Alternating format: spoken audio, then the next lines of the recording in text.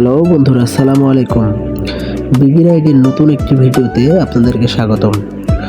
আজকে যমুনা সেতু সম্পর্কে আপনাদেরকে কিছু তথ্য দেওয়ার চেষ্টা করব।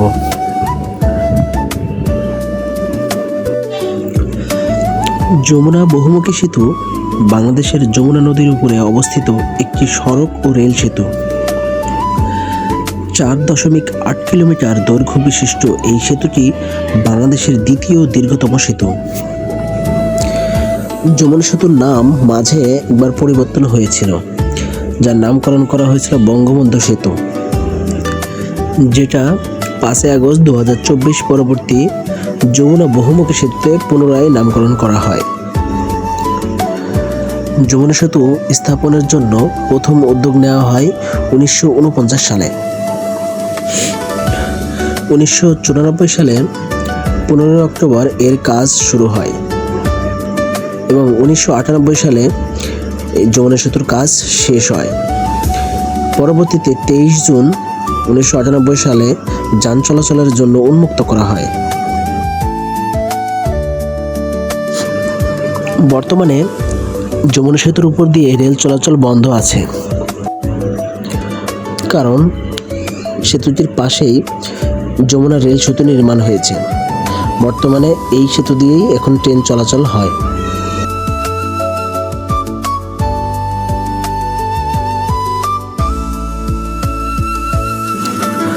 ভৌগোলিক দিক দিয়ে যমুনা সেতুর গুরুত্ব অনেক। যমুনা নদীর পূর্ব তীরের ভোত্রাপুর এবং পশ্চিম তীরের সিরাজগঞ্জকে সংযুক্ত করে। এটি বিশ্বে 11তম যখন নির্মাণকাল হয় সেই সময়, এবং দক্ষিণ এশিয়ায় 6ষ্ঠতম দীর্ঘতম সেতু, এবং বাংলাদেশে বর্তমানে এটি দ্বিতীয় বৃহত্তম সেতু হিসেবে পরিচিত। সেতুটি বাংলাদেশের পূর্ব এবং পশ্চিম অংশের মধ্যে একটি কৌশলগত সংযোগ প্রতিষ্ঠিত করে।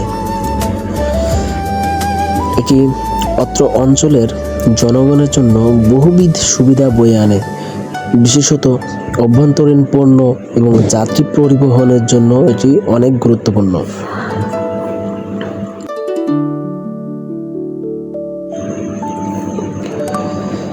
এই যমুনা বহুমুখী সেতুর নির্মাণে ব্যয় হয় 3,745 কোটি 60 লাখ টাকা।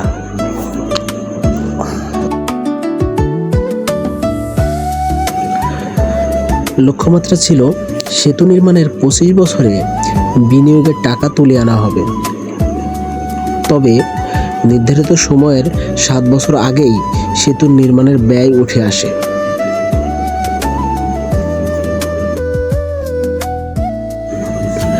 আমার এই ভিডিওটি আপনাদের কেমন লাগলো অবশ্যই কমেন্ট করে জানাবেন। এরকম তথ্যবহুল ভিডিও পেতে অবশ্যই আমাদের এই চ্যানেলটি সাবস্ক্রাইব করে রাখবেন। আজকের মতো এখানেই বিদায় নিচ্ছি বন্ধুরা। পরবর্তীতে নতুন কোনো ভিডিও নিয়ে আপনাদের কাছে হাজির হব। ততদিন ভালো থাকবেন আর বিগির আইডির সাথেই থাকবেন। আসসালামু আলাইকুম।